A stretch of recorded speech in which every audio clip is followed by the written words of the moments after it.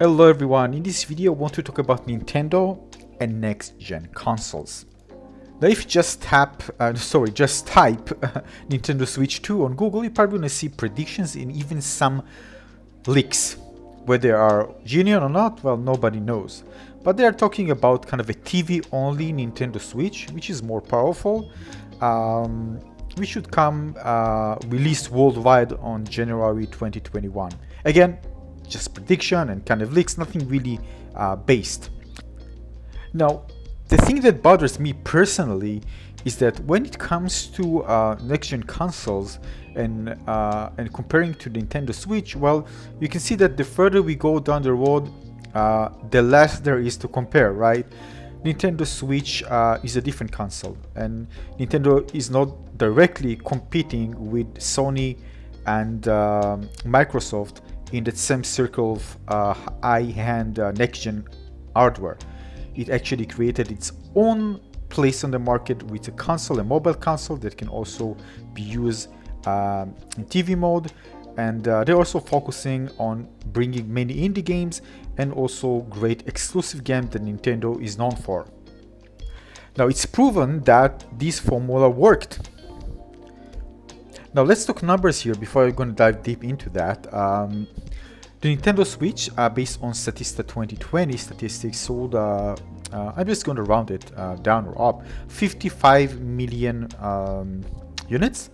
Just for comparison, the Nintendo 3DS sold 75, Xbox 360 85, PlayStation 3 87, Wii 101, PlayStation 4 109, PlayStation 2 157, and Xbox One 47. Alright, so Nintendo Switch actually sold more than the Xbox One, but much less than the PlayStation 4, which sold 109 million units. And this is the title of this statistics called Global Unit Sales of Video Game Consoles as of May 2020. Alright, and this is for May 2020.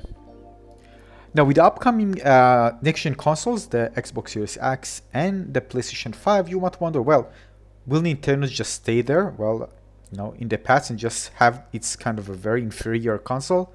Like, until when exactly?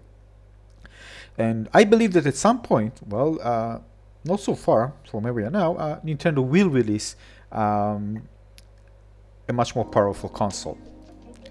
But I think that as the leak suggested, that it will be TV only, because if Nintendo had to release a very powerful console, well, we can't expect it to be mobile as the Nintendo Switch. And those two consoles can actually live next to each other. So, you know, the Nintendo Switch just replaced the 3DS, and this is going to be kind of a main console for developers to aim if they want to release kind of bigger games that they just weren't able to release for the Nintendo Switch because of inferior hardware. Now we need to understand the main problem with the Nintendo Switch is that it limits developers' creativity. And the great thing about next-gen console is that they give developers more freedom to create what they like. Now this is true both for regular games, and when we look at the PlayStation 4 and 5, for example, also related to virtual reality. Now this is another medium that really requires lots of power in order to deliver immersive experiences, and on the PlayStation 4 it was good, but far from being like how it should be. Even on PC now, with the Oculus Rift and HTC Vive, it can still be better, even with current hardware. Now this is a good example of seeing that another type of medium requires powerful hardware in order to deliver great experiences. Yeah, I'm talking about virtual reality here. And this is the reason why you have VR-ready laptops or VR-ready desktops. Why? Because you need, you know, a certain type of hardware in order to be able to run this type of virtual reality experiences in good visual quality settings, and also in high frame rates. In fact, high frame rates is the most important thing, because if you're going to play with low frame rates, it's going to cause you issues. You won't be able to play for a long time. It can cause you eye strain and even nausea. So this is very important for virtual reality. Now this is just virtual reality, and it's very important there. That's why the hardware, the minimum requirements are high. But the same goes to creating regular games. Again, when you have more powerful hardware, developers can create even different type of game genres that weren't possible before. We just even don't know what will be released until we're gonna see it, right? And we can compare this, what we have now, the type of games we have now, and what we have, I don't know, like 15 years ago, right? We have open world games, 100 players playing a battle royale game on a huge map, very detailed map. And the reason for this is because it's all due to the hardware, right? We get improved hardware, more powerful hardware, we're gonna see more type of games being created. Now we might not see what's coming ahead, right? It's all about what developers can create. But what we know is when you look at the past, we can see how we progress. By that I mean what developers are able to create when they have more powerful hardware. Now of course, it's not just more powerful hardware, the other advances like for example 3D audio, and we have for example the DualSense with the adaptive triggers and the advanced haptic feedback. Again, it's all different technologies that can enhance the gameplay experience. Now this is why I think Nintendo should push in order to release a more powerful console.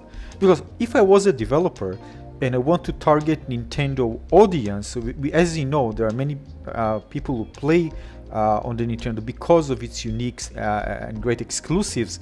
And even those who actually first-party studios, right, and third-party studios, they want to be able to kind of create amazing games, but not be limited by the hardware. There are of course ways to walk around it, but some ways you can't really walk around everything, right? For example, look at this amazing Animal Crossing game. This game is crazily fun. I love this game. I played this game so many hours and I'm still playing it. If you follow my channel, you can see it. But again, this game doesn't require, although it looks amazing, doesn't require a lot of power in order to run. But it doesn't mean that at some point, and even now, the game maybe was limited by its capabilities because of the hardware. And I can definitely see that developers, when they decide how to build a game, they always have this limitation in the back of their head. They always know that they need to create something that's it's kind of limited in a way. But having said that, I've seen games like, for example, The Witcher 3 running on the Nintendo Switch. The console itself is powerful, although you will see of course differences when you play the game on the PC compared to the Nintendo Switch, but it just shows that the console, it is powerful, but unto a certain degree. Still, players want to play games maybe in higher resolution, in faster frame rates, and don't want this type of limitation. We've seen this also on the PS4, right? With some games playing in 30 frames per second. For example, I think Destiny, right? Playing 30 frames per second, and when you move to when it was released on the PC, it played in 60 frames per second. It was a huge difference for players.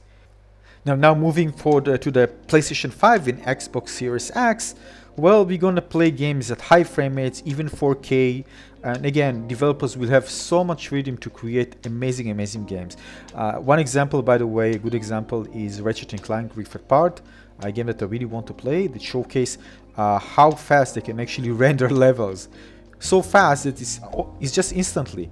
That's why they're able to create a game that evolves around quickly changing worlds. So for example, when Ratchet just enter a portal through a rift, the world just changes because the console features very fast SSD and very powerful GPU and CPU, and fast RAM. So everything just renders so fast that you don't actually get to see something change in front of you, like a world building step by step, right? You just boom and you get a new world. And also loading screens. Well, on Nintendo Switch we're gonna have loading screens. Even for this game, the loading screens are pretty long, and just imagine just playing games without loading screens. This is just crazy. And the ability to move between games instantly, like you open a game, it runs. Even without the intro, you can just go into the last moment that you play instantly. That would be amazing, right? Of course, there's a sacrifice when you create a console like the Xbox Series X or PlayStation 5. You won't get mobility, the same portability that you get with the Nintendo Switch. Again, it's a sacrifice, but in return, you get a really, really powerful hardware. I think when you look at all the exclusive games for the Nintendo Switch, well, there are a few, but there are not many, right?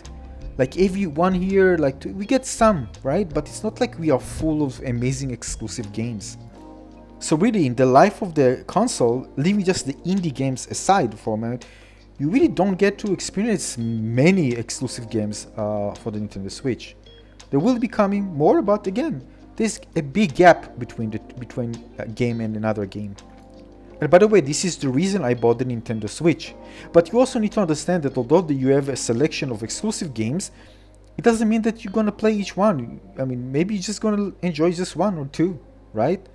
They're good exclusive, but it doesn't mean that one person will enjoy playing all of them. So at the end of the day, there aren't actually many for a single person to play on this console when it comes to exclusives. I'm not the person who's just gonna go and play everything that Nintendo releases because it's Nintendo. I mean, I don't care. I just want to play a game that I enjoy playing. Now, if it is a game that is released on PC and both Nintendo Switch, I'm probably gonna play it on the PC.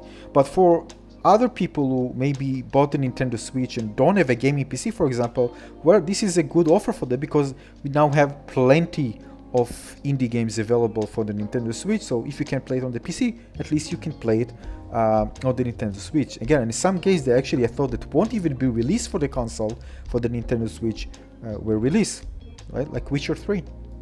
But I feel that once those next-gen consoles are released, for me, I can only do from my perspective, the Nintendo Switch will kind of lose its charm. I'm probably going to find myself playing more on next-gen consoles than on Nintendo Switch. And actually, this happened when I got a gaming PC. Before that, I had a really terrible PC. But when I got it's a working laptop, but it also have a good graphic card, so I started playing games on it. And I find myself just playing more on my PC than on the Nintendo Switch. Aside from the fact that, again, I'm not playing every game, right? I just want to play the games that, they're exclusive to Nintendo that I can't play otherwise, right? And those are the games that I actually play, like Animal Crossing New Horizons, what you see here on the screen. And I don't think it will be just for me. I think it will be many players once next-gen consoles are released and they're going to buy and they're going to own the Nintendo Switch and a next-gen console, whether it will be Xbox Series X or PlayStation 5, the appeal for this console will kind of degraded. You still have it and you can enjoy it playing on the go, but between us, do you really play on the go that much, right? Most of the time we play when you're at home, right? Although it's comfortable when you just sit on the bed and just play with the Nintendo Switch, it's really fun. And I'm talking about handheld, which is an option, which is great.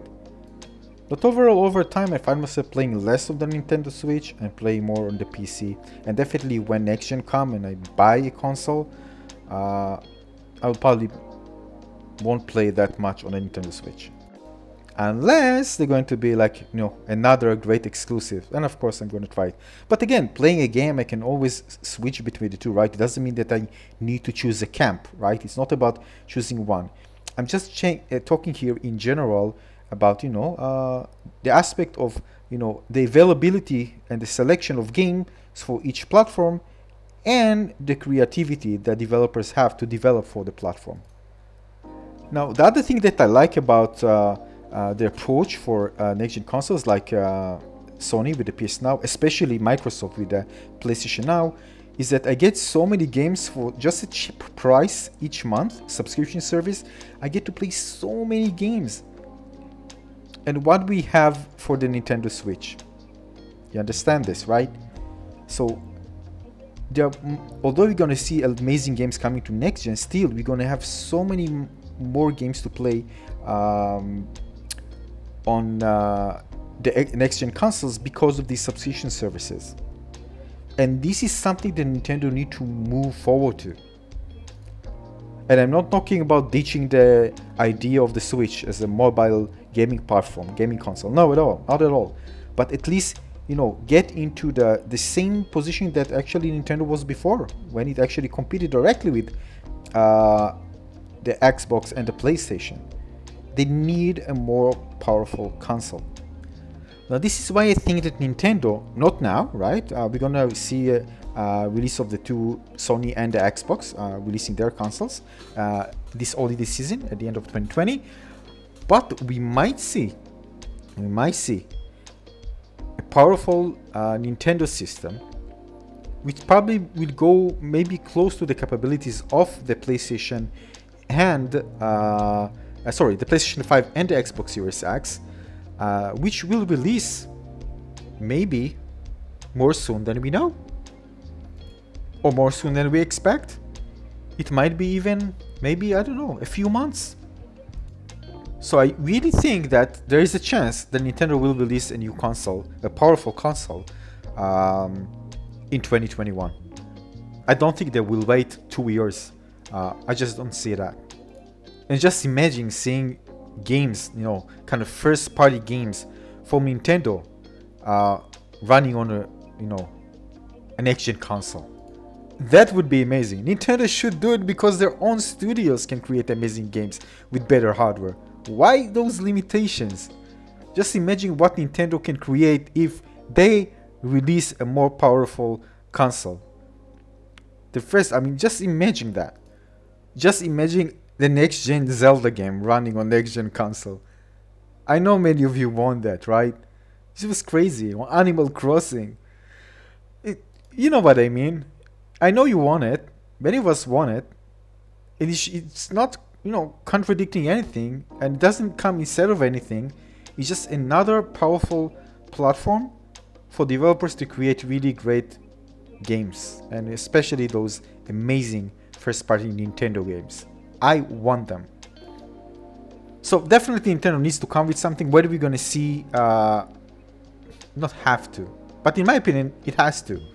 But whether we're gonna see an next-gen console come in 21, I have a good feeling about that. But whether we'll see, well, we need to wait and see. So what's your opinion about Nintendo Switch? Do you think Nintendo should go this route and release another more powerful hardware? Or not?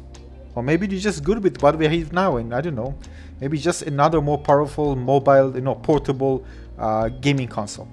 What's your opinion? Let me know in the comment section below. Thanks for watching, everyone. I'll see you on the next video. Cheers.